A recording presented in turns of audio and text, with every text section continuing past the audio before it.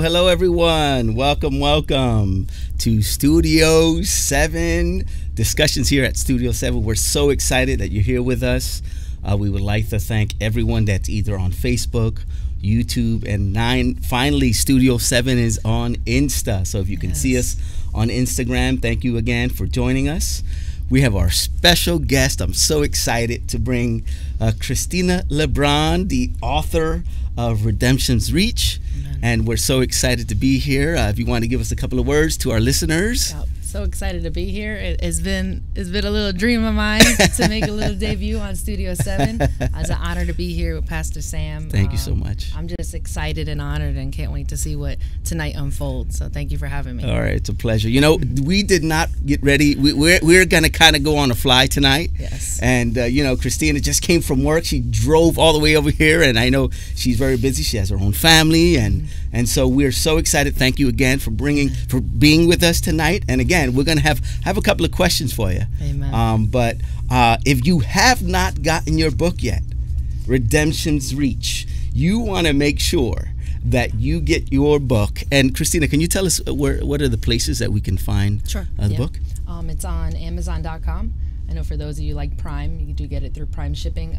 BarnesandNobles.com, you get it through iBooks. If those of you have Android ebook readers, and then you could also get it at my website at www.ChristinaLebron.com. All right. Well, again, these are the places that you can get your version of Redemption's Reach. And those that have been reading the book, you know, I'm sure they are blessed, just like I was blessed. My wife read the book first, then my daughter read the book. Amen. And then they say, Dad, you got to read the book. So I started to read the book, and I told you I started. I'm on chapter 2 or 3, and I stopped. And then she said, you better read that book before we get to the interview. So That's true. 2 days ago, I finished the book, and I was truly blessed. And let's begin. Let's begin. My first question really is to introduce who you are. And, you know, if you can just introduce about your family and, you know, just who you are. Sure. Well, Christina Lebron. I always tell people Lebron like the basketball player. I am happily married, actually, to Pastor Sam's wife's brother, Pastor Ray, for 6 years now. We have 2 little boys, Luke and Aaron, and then 2 beautiful daughters, stepdaughters. I call them my daughters, Juliana and Isabella. We live here locally. We actually have done ministry together for many years. We serve the Lord in our local church. We serve the community, and you know, I happen to have fulfilled a dream of mine that I had, and I believe that, you know, God helps us to fulfill our dreams. That's right. Of becoming an author and writing a book. I wasn't sure when that was going to happen, so that's a new addition to my life recently this year.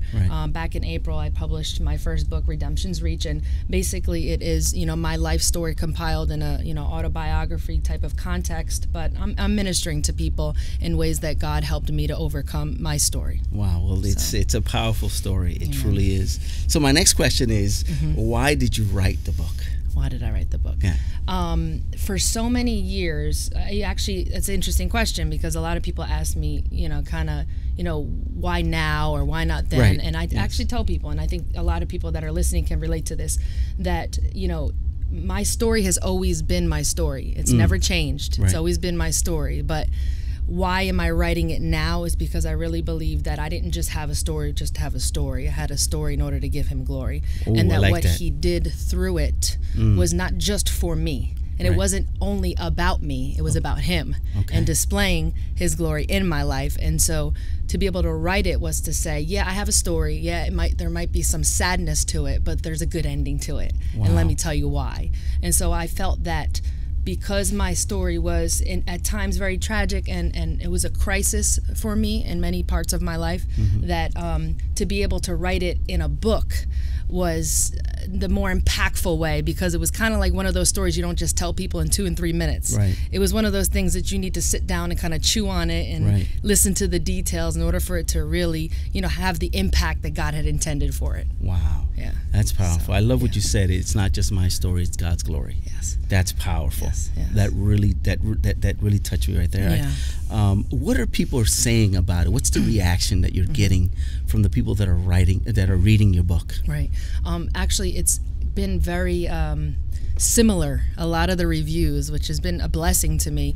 The very first person that read my book said two things. She said, there's no way that you wrote this book.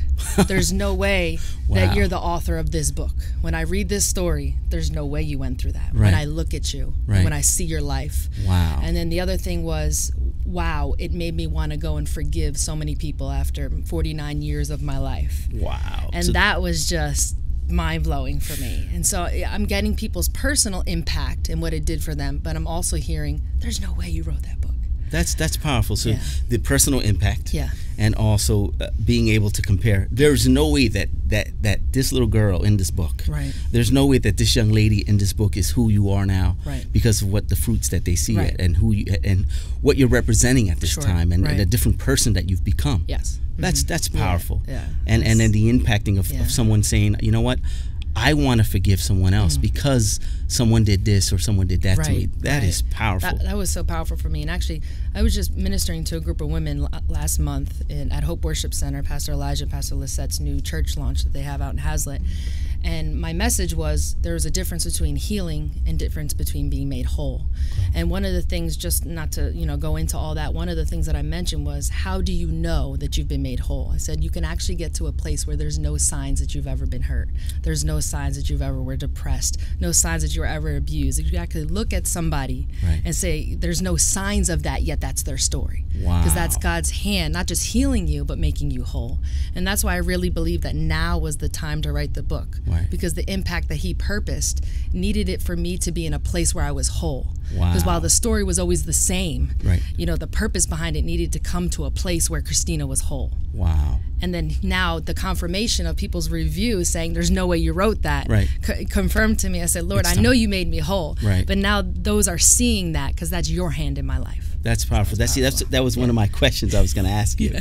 But that's great. Oh my God, I'm saying so many people. I've seen some of the reviews also on Facebook. Everyone that's read the book, and they keep just basically the impact or the personal impact that they've received from the book. I said, you know what?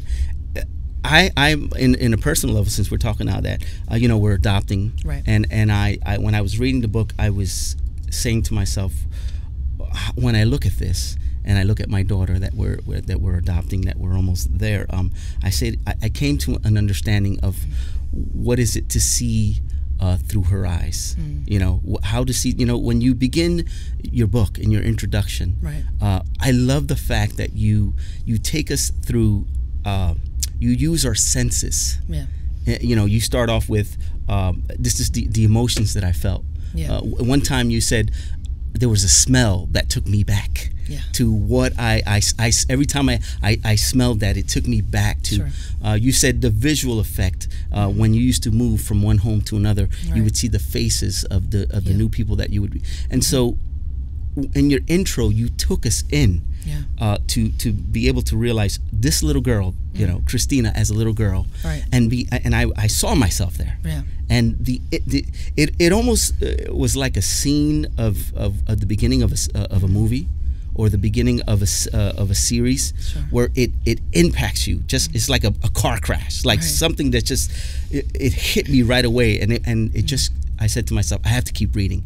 I have to keep reading. And so the way that you use the senses in that introduction really impressed me. And you were able to take us in little by little. And one of the things you said is, this is your journey. This journey that you're taking us through as you're growing up. Tell us a little bit about why did you see that as a journey? Why is it that I think the way that I wanted to write the story was that you would journey with me, that I would take you through it. And I think, one of the beautiful things about this, and I tell many people, is that, healing is a process and it takes time, and it's not a one-time event. And I think I did touch on that in the book. Yes, you did. And writing the book actually was a level of healing for me. Because I was journeying back through a story that while I, for so many years, was outside of the actual it happening, right? And you're telling people, oh, I've been through this. You know, I was raised in foster care, just to kind of give a little bit to those that are watching. Raised in foster care, 5 different homes, 2 different shelters. I lost my mom when I was young. My dad was a drug addict. All of these things, telling those like kind of brief, broad details is not the same as telling the details. Right. And so having had been so many years, I found I was journeying myself through it. Wow. And so when I was writing it, I was feeling all the emotions again. I was experiencing it all again, but now at a place where I was at a healthy place with God, where I could trust him enough to write it. Wow, that's powerful. And so there were times where I would fall asleep every night crying myself to sleep writing this book. Wow. Because it was almost like I couldn't even believe that had happened to me. Right. So even myself was astonished that, wow. You were looking from the outside to this little girl. Yeah. You're almost looking at yourself. Yeah. Reliving it, but at the same time not believing it because of the place that you are now. Exactly. That's powerful. One of the things you said, and I kind of kept on my notes. I said, this book, there's no way I could have gone through all these questions because there's so many questions that I had. But one of the things you said was you talked about your dad. Yeah. And you said he was my dad, and I was going to save him. And I thought about the saving syndrome. And my question to you, what would you say to someone with the saving syndrome? You were a little girl. You're here at a place where you're saying, I have to save my dad. And so there are people out there and say, you know what, I could be in that situation as well, where I feel that I'm the savior. I'm the saint. I have the saving syndrome. What would you? Yeah, I think that's a clear indication of your heart that's connected to your purpose and calling in Christ. Wow. Because I see my passion and desire to want to introduce God and introduce Christ to those that are lost. Right. Introduce the hope that they're lacking. Right. And so when I look back, I say I had that in me all along. Wow. And so I'd see something broken or somebody broken, and I want to fix it. And you know this about me in every area of my life. Yes. I'm the fixer. Right. And that's why I started a business called The Biz Doctor. That's right. Helping to start, rebuild, and revive your business. So there was this, if I could save you, then we could all be better. So I think that there's a clear indicator for those that have that kind of heart. I really think it's a heart issue, right? That you want to make all things better and all things well, and that that's God's power that can do that. But He uses us as His instruments. That's right. So I think that has always been a clear indicator to me that was something I could channel in a healthy way and using it for my purpose and calling. I like that, channeling it in a healthy way. In a healthy way. Yes. And so it's because a lot of us that actually experience that has experienced a lot of loss and a lot of neglect and a lot of kind of discerning that things are about to kind of fall out of my hands, and how can I save this so that I don't lose something, and that was something that I struggled with as a child, not understanding it in the moment, but as I was writing the book, I understood that I've always wanted to do this. This has always been something where if I could save you, then it'll all be okay, but I understood that it was only God that can do that. Wow. And it wasn't me. It was just my heart connected to what He was able to do if I'd let Him take it over. Even then, you can see that God was already shaping your heart. To care. Because knowing you personally, that's who you are. You care about people. Amen. Because everything that's happened, and God, was almost shaping you even as a young age to have His love for other people. And so that God would use you as He's using now through the book. That you're mending hearts and you're ministering through people through the book. I thought that was powerful. Let me go on. I'm telling you, I have so many questions. The book is just, I was truly impacted. You speak about the normal. This was our normal. You said the night was the last one we would spend together. You said when your family, the last one you would spend that in that home, in our world, in our normal. What was about to change, and that normal was about to change. My question is, what would you say to someone who is about to experience a disruption in their normal? Because to you, that was a disruption in what you thought was a healthy normal. So what would you say to someone that is about to experience or is experiencing a disruption in their normal? Yeah. I think that I could also kind of back that up to what you were saying before about adopting now and being in that process and kind of relating to being on this side of the you know, right. the wall of those that are experiencing a lot of movement and a lot of change in their life. You know, when you've experienced a lot of neglect and loss, you hold on to what you have now, so much so that it's difficult for you to change in any area of your life. So it was like growing up for me, it was like any change or any loss, relationship loss, whoever it was, right. I would hold on to it so tightly, right. because, you know, my normal was disrupted. Right. So, you know, because that was my normal, right. I didn't see, you know, the disruption was actually part of the process to get me to a normal. Right. But that was my normal. Right. So in terms of like those that are trying to adopt and those that are, you know, part of that process, you know, you have to be committed to that child or that person, because they see, you know, those changes as complete loss to them. Wow. And so any disruption to that is disrupting their normal, you know. Right. And so, you know, from that flip side, you know, I tell people, you know, be committed, because their mind is thinking, you know, this is only for a short period of time. Right. You know, because as a child, you know, you're used to your stable environment. Sure. That's the normal. That's the normal. Yeah, to have whether a stable it was healthy or not. Right. You don't, you know, I was actually talking about that today with somebody. I said, if you don't know something's broken, you don't think that there's anything you need to do to fix it. Right. That's your, you know, that's until your something normal. breaks, and right, now exactly. you're saying what's really going on. Right. Exactly. You know, so, you know, that was my normal, and so now they're trying to get me to a normal, and, you know, I, you know, close up. Right. So, you know, for me, it was a struggle growing up, saying, you know, every time something would change, does that mean I'm losing you? Or does that mean I'm losing something? Oh, okay. And so it caused me to have unhealthy relationships. Right. And so I really think, you know, when we find this disruption in our lives and in our circumstances, right. we really need to stop and pray and say, God, what does this really mean? Right. What are you trying to teach me? What are you trying to show me?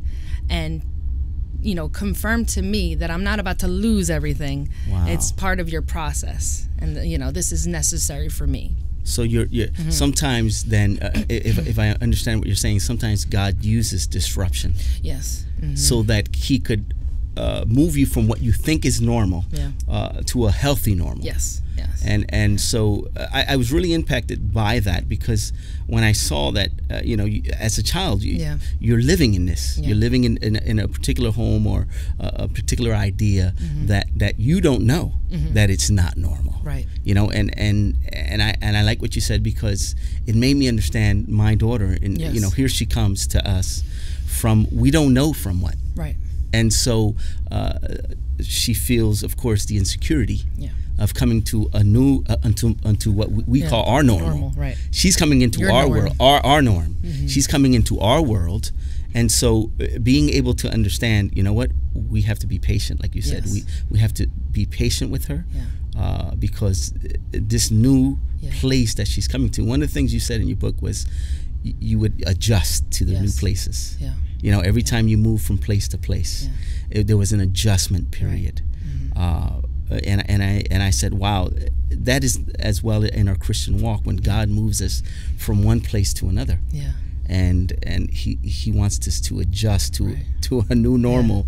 And so I was really impacted that going back and thinking, right now she was in that period where she had her home. You know, you had your home. Yeah. You know, you had your parents, you had your sister, you had yourself.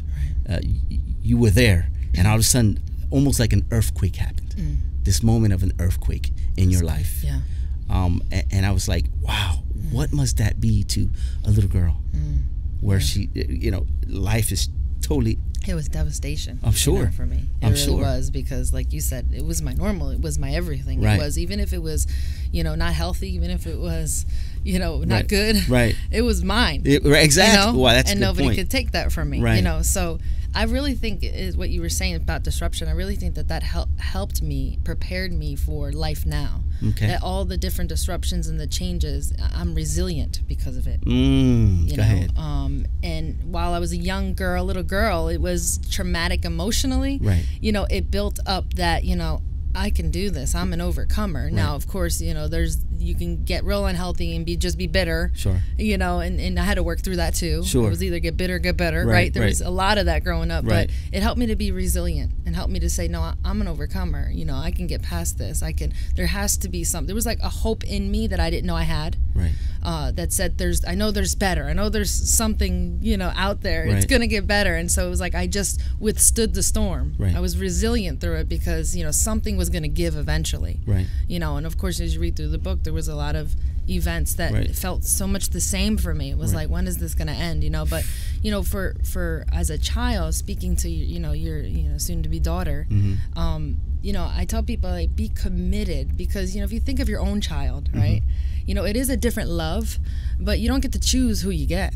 Right. When you're giving birth as a mom, you think you know what they're going to look like. You think you know what you're going to get, but you don't get to choose either. And God gives you that gift, right? And you're the steward of that gift. Right. And there's going to be hard times. There's going to be difficult situations that you face as a parent, and you don't get to choose that. And, and you think it's going to be great, glitz and glam, but it's not always going to be that way. And so, when you're, becoming a parent or a guardian towards somebody who doesn't have that, think of that as, their own parent wouldn't get to choose to let them go or not. Right. So the commitment long haul is so important, to really pray and seek and say, if I'm going to do this, commitment long haul is so important for them. Wow. Because they've had their disruption. Right. They've had their norm taken away. Right. And they need their norm regardless of what they bring, because what they bring is really not their fault. Right. Ooh, that's good. That's good. So just like, for your child, there's things that you have to work through. Right. And you don't just give them away. Right. You don't just give your own kid away. Right. There's times you want to, and you're like, for sale, kid for sale, exactly. But, it's easier to do that when it's not your own. And I think that was what was so hard for me growing up, was how do you just give away somebody? How do you just get rid of? How do you not stand resilient? How do you not withstand the storm and push through and work through to find their norm? Is that what you were saying in your mind about about your parents, you're saying? Yes. Because I read that in the book. I noticed that the constant question that I saw was, why? Why? Why did you give me away? Yeah. That question is so key in establishing. One of the questions, one of the things that I found interesting is when you introduced the character Joanne, and that experience you had with her, years that had passed, and she had sent you a box with some materials, personal items. Yeah. That was powerful. That was an experience, and one of the things that you said was when you got the box, you were not ready to open the box yet. Yeah. And you said also something about you spoke to a counselor, and the counselor had asked you, why don't you ask them? Yeah. Why don't you ask them why? Like at this time, I understand Joanne could not have you. Right. So, you had moved to another home. Yeah. And one of the questions was why, in your head was, why couldn't she have me?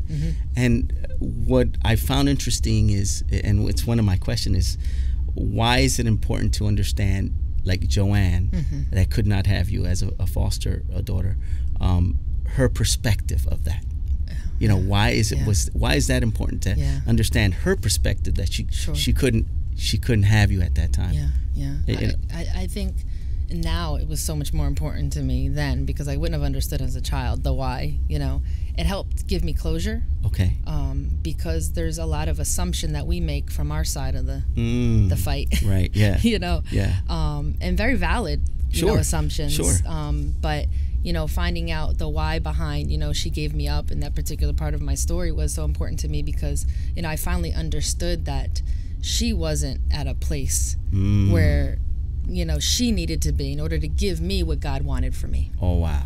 Okay. Right. So, and I understand that now, because, I spoke to an aunt of mine, a blood relative. Okay. And, a lot of them still have like the guilt of what happened to me. And I said to them, what happened to me happened for a reason. And you don't have to apologize anymore, because I really truly believe that I wouldn't be Christina, who I am today, if I had not gone through what I went through. If I had not passed through every storm, would I really be who I am today? I don't believe I would. I really believe that I would, have found the path that I should not have been on, or had gone down different roads that he didn't want me to go on. And while it hurt, while the process hurt, a lot of people say it's a process, but they don't tell you it hurts. The process hurts. And sometimes more than the initial injury. Go ahead, girl. Okay. Yeah. So, the process, I had to go through that to be who I am today. Wow. And I'm okay with that. I'm okay with that. Right. Because I'm okay with who I am. Right. And the heart that I have is because of what I went through. Wow. Right? Yes. So if I hadn't gone through the crisis, if I hadn't gone through the pain, if I hadn't gone through the neglect, right. I couldn't speak into somebody's life that's gone through it. Go ahead. So, I said, no, thank you. Yes. For having pushed me into my destiny. Wow, that's healing right there, to thank them. Yeah. And I told Joanne that. I said, thank you. Because she and you'll read it in the book, I don't want to give it away, but she expressed her heartfelt. And how when I see it from her perspective, how, she generally loved me, but she couldn't give me what I needed. Wow. And I was like, wow. Thank you. Yeah. Like, I get it now, you know? And so it was healing for both of us. It was healing for her. Right. And I saw it as more healing for her because I didn't think it was healing for me, but then I realized that it was all part of the closure to be able to have the impact in that story that this book would have had. You know? You said something that I thought of Joseph right away. Yeah. You said, God took me through it. Yeah. When he told his brothers. Yes. He told his brothers, God took me here. It was all a plan of God. Yes. God took me here to save you. God used and you are Joseph. That's who I see you as. You are Christina. Yeah. But Josefina. But you definitely God is taking you through this and wow. I don't know if you remember years ago when Ray and I first got married, you were preaching on a Sunday, and this is when we served in the same church. Okay. You spoke a word over my life, and you said, God's going to use you to bring salvation to your family. And I thought he was crazy. I said, he's crazy. I looked at my husband, I was like, okay, wrong person. He meant to speak that over somebody else's life. But I do see now how God has me in the midst of my family often in the last few years in building the relationship. Right. And them knowing, having been in the insiders, right? Right. And seeing what God has done, I really believe that, like Joseph with his brothers. I was like, no, God brought me through this. That's right. And they even look at me like, you're not mad, you're not bitter. Right. No, there's still, there's still an emotion about it. Sure. But I don't, but I've forgiven. Right. And I needed to be who I am today. I needed to go through that to be who I am today. Right. To be able to be the mom that I am. Right. Oh. To be able to be the wife that I am. Right. As imperfect as I am. Right. The person that I am is because of what I went through. So I just want to take a time again that if you are watching or you're just coming on, we are with Christina LeBron, and we have her book here. You have to get her book, Redemption's Reach. And again, Christina, we could have some new listeners. Yeah. We want to make sure that you can get your book because this is truly going to bless you. Truly going to bless you as you read the book. God is going to minister to you as he's ministered to so many that have read this book. And it's about Christina's personal life story on how God has taken through her. And we're just talking about Joseph. And truly you can see the life of Joseph or the life of Christina and how God has placed her and through all these particular situations that you're going to read about in the book. There's so much that we don't have time to talk about every point, but you do not want to miss out on your blessing when you are reading this book. Amen. Can we continue on that? I have a couple of more questions here. Okay. Let me see here. You answered one of them already. Amen. Let me see. Okay. One of the things you said was it was important for you to verbalize your pain. Yeah. It was important for you to verbalize your pain. So my question is, what encouragement would you give to someone struggling to verbalize their pain? Yeah. You wrote a book. Yeah. You wrote a book. Yeah. Not, someone that doesn't write a book. How can you encourage them, or what would you say if they're having trouble verbalizing their pain? Yeah. I think that I personally had to get to a place where I would be ready to verbalize it. Okay. I think not everybody is at that place yet, because I really think that you have to feel confident in God, confident in who you are. Right. Because there was a story in that book that I have told nobody. I told my husband a little bit, and those that were involved years ago would know about it, right? And so it was the first time I was writing about it. And so I had battled with the shame card. What are people going to think of me? And verbalizing it, when I was writing it, I read it out loud. And even though I wasn't in front of an audience, right. I was like, hey, I don't have to hold on to this anymore. I remember telling myself, I looked in the mirror, I was like, you don't have to hold on to this anymore. Wow. You know, and I said, God, if you asked me to write this book, if you gave me a story, it is for your glory. And so you give me the confidence to write this without shame. You know, I don't allow shame to hold on to this, so that when it is read or read aloud by somebody else, that they would be transformed by it, that it wouldn't just be a story, there would be a transformation to it. And that's why I said it was so important for me to write it now versus when, just because the story happened, I wasn't at that place, and you would have looked at my life and said, wow, you know, and maybe questioned.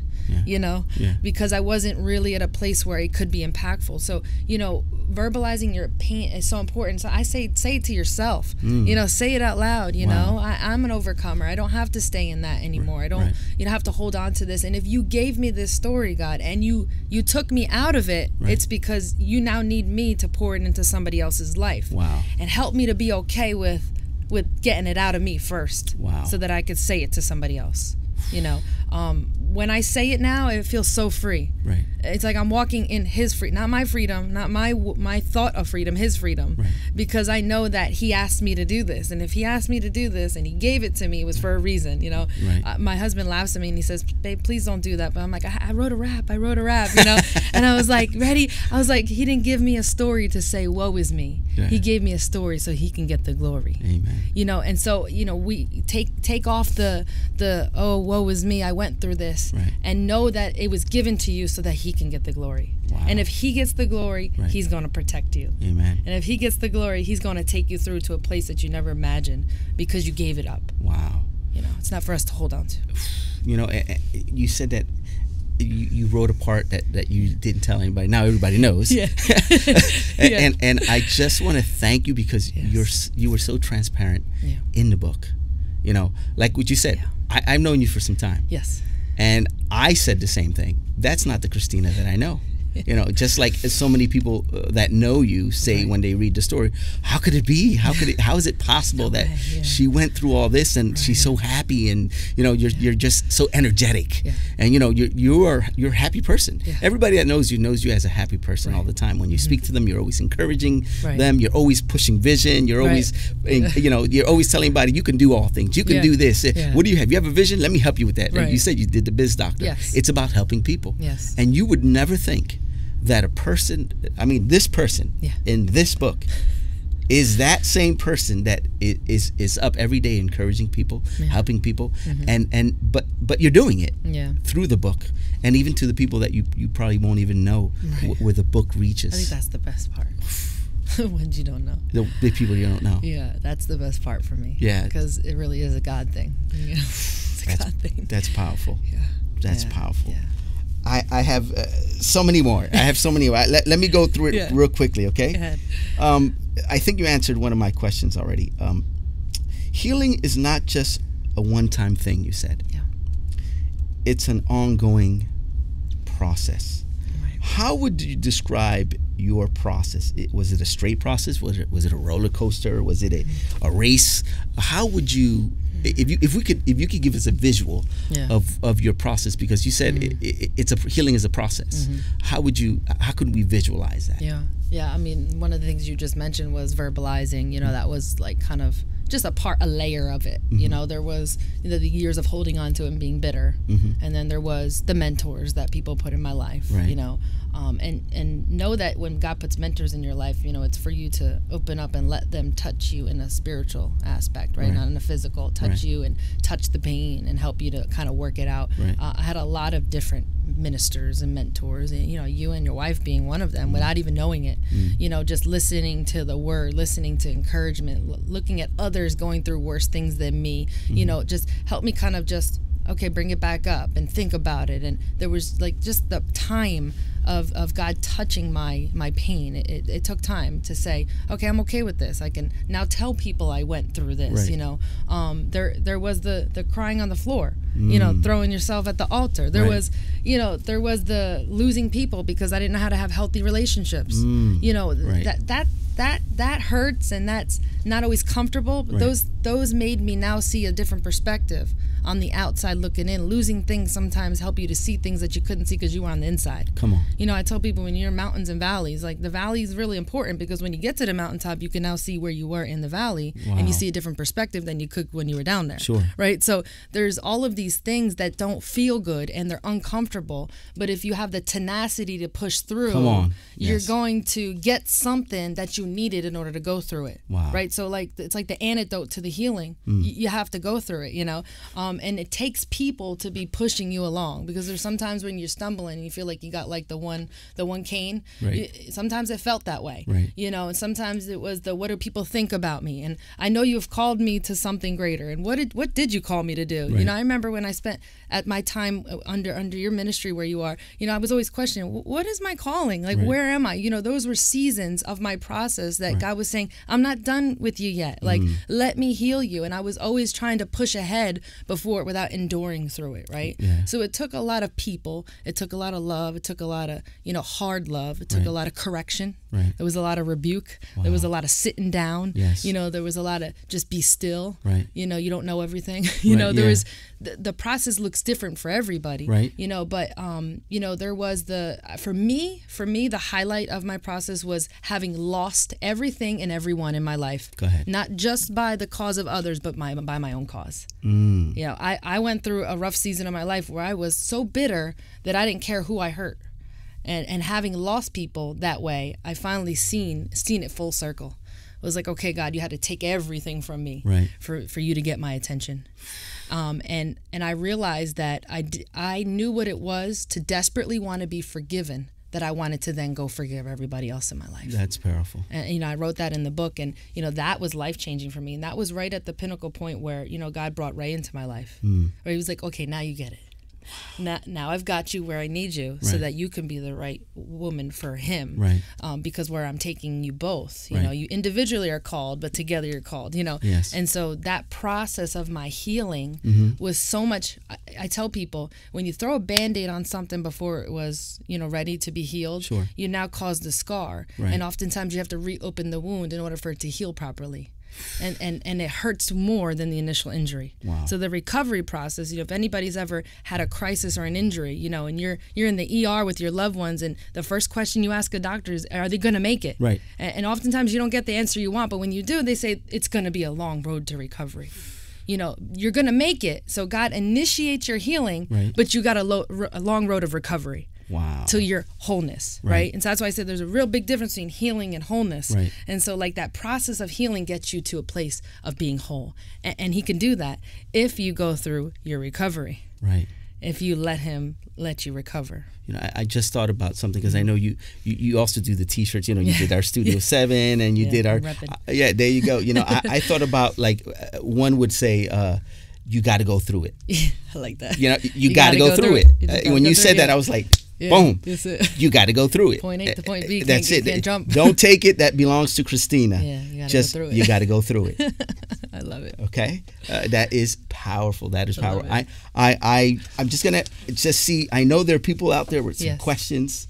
I know that they're I can see it, that they're kind of writing things out.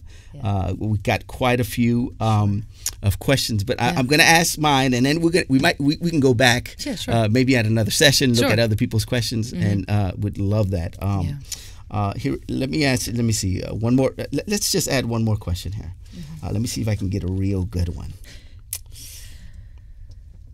Real good one here, because I tell you, this book is so rich. You know, there's a million questions that I had. I called Christine. I said, "Girl, I don't know. There's so many questions I have for you. I don't want to give it away. I don't want to give it. That's another thing. I said, I don't want to give away everything in the book. You got it. It's so rich. You know, it's tasty, and it's going to take you some time to read. So, we're kind of just giving you just a presentation. You know, just an introduction of what we want to say. So let me see here. All right, let me see. What was my last question? It was about what you said. You said only gotten over my pain as opposed to receiving authentic healing, you said. How did you know?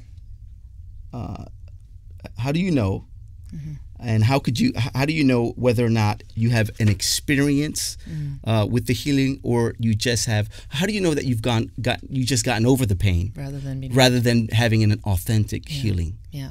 It's real simple. I mean, I tell people, how do you know that is when, something triggers what happened to you, and you're falling apart. You're super sensitive about it. Right. It's like you can't even manage yourself, right. With what you're facing. You basically feel like you're going to lose it, and you don't know how to keep yourself together. That happened to me oftentimes, where I was like, whoa, I thought I was healed from this. Right. And all of a sudden, I'm falling apart. Right. It triggers a sensitivity. It's the Band-Aid, you said. It's the Band-Aid. Yes, exactly. And you feel it wasn't again. really healed. Right. And that's really how you know, is that when something comes up, and see, I really believe that that's a lot of the test, our battle with what we're facing is, when something comes up, are we able to, handle it head on? Right. Are we falling back? Right. Are we losing the battle with it again, right. because we're really not fully healed? Right. And so the sensitivity of every time something happens, I fall apart, or how I react is really not the way I should be reacting.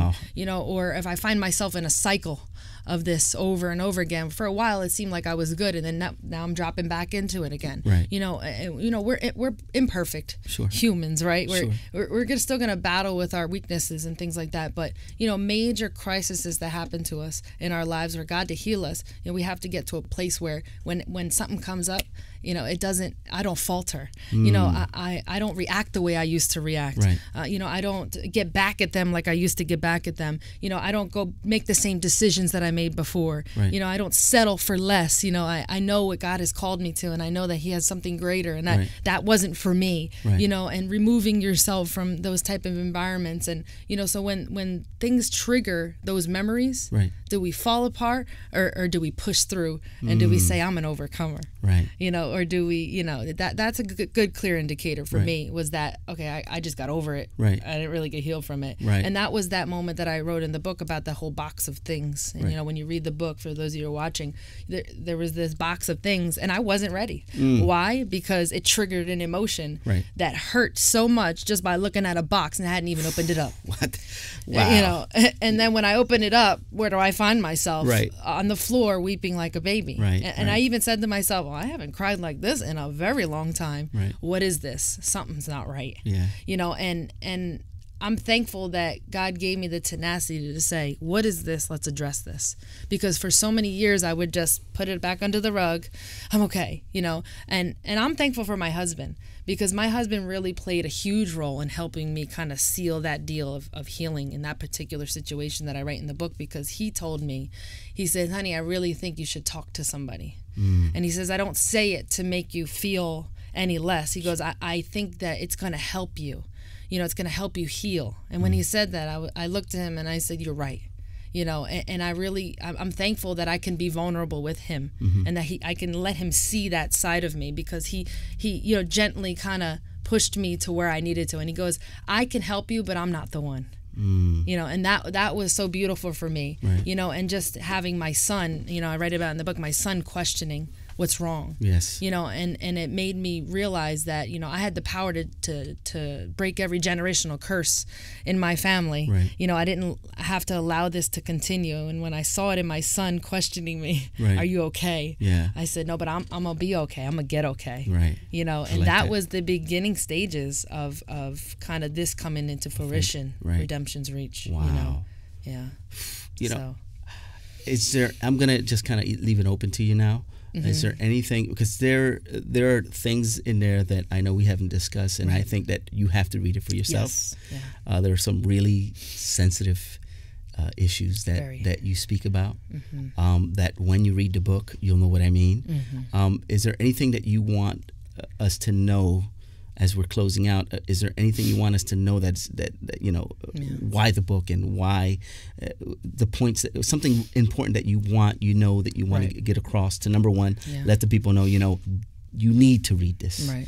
And what would you say as your Well, first, just talk about the title really quick. Redemption's Reach is so important to me because I got it from the scripture in Isaiah where he says, "I've called you from the farthest ends of the earth," and I felt that I was at the farthest corner. I was as far as you could get. Right. That's how I perceived it. And I think all of us have found ourselves in that place at one point or another in our lives, no matter where we are, what place in our lives that we are. That he called me from the farthest ends of the earth, and he called me his own, and he had chosen me, and he had not rejected me. Right. And that was so powerful for me because that's what I carried for so many years. Yes. And that scripture is not just for Christina LeBron. That is for every person, that God loves so much so that he wrote that. Right. And what I found was that what man rejects, God selects. Come on. I like that. And so, redemption's reach is saying that you're never too far from his reach. Like there's nothing you can do, there's nothing you can say, there's nothing that you've been through that could keep you from his reach. That's how far and how deep and how wide his love is, that he reaches you wherever you are. And so,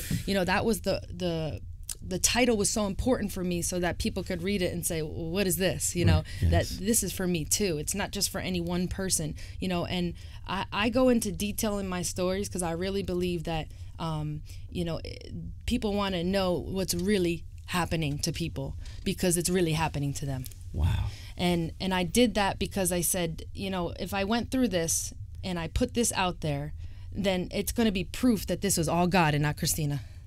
Because I couldn't have done it on my own. Right. And I know there are people out there that are holding on to a lot of shame of things that you've been through. And what God wants to do with that, it's only him. It's not you. And so you can lean on him and know that what you've been through, when you read this book, that he could do anything with that because he did it through me. That's right. And so, the stories might not be the same. They may be similar, but the way that I'm encouraging you when you read it is that no matter what you've been through, I overcame this way, and so can you too. And I really believe that we need more people encouraging people on ways that they can overcome what they've been through. Yes. And not sugarcoat it so much so. Right. And so I think that's the hardest part for a lot of us that are going through real hard issues, that are carrying real hurt.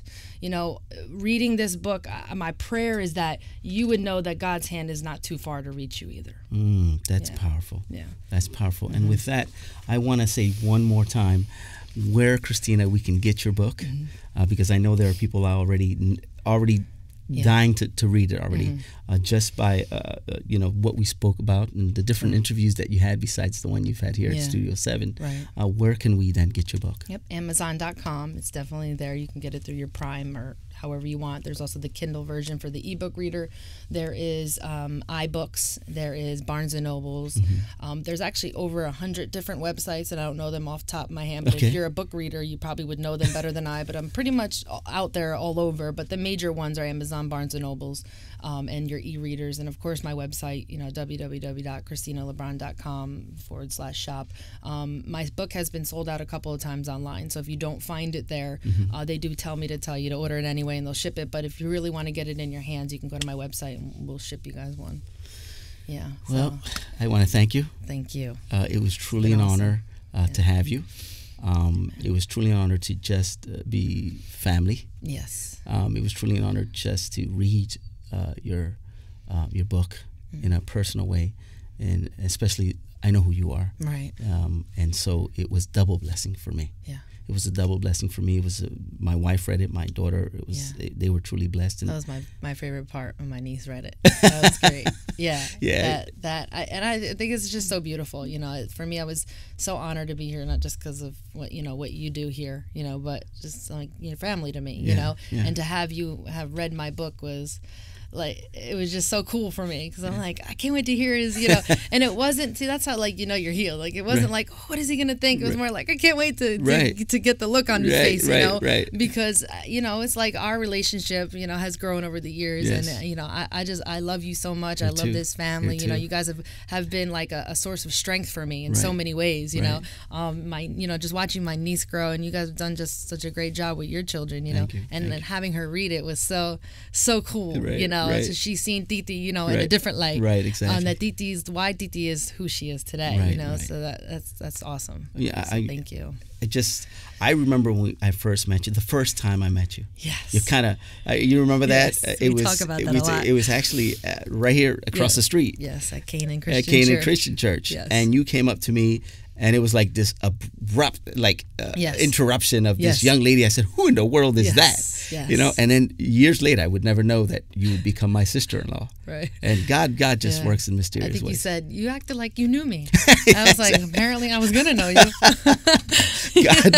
God is amazing. Yeah, God he is amazing. How He works all things. He yes. does. Amen. Amen. Well, thanks again. Yes, thanks for having me. And guys, again, I just have to tell you one more time. You already know where to get your book. You do not want to miss the opportunity for God to bless you through this book.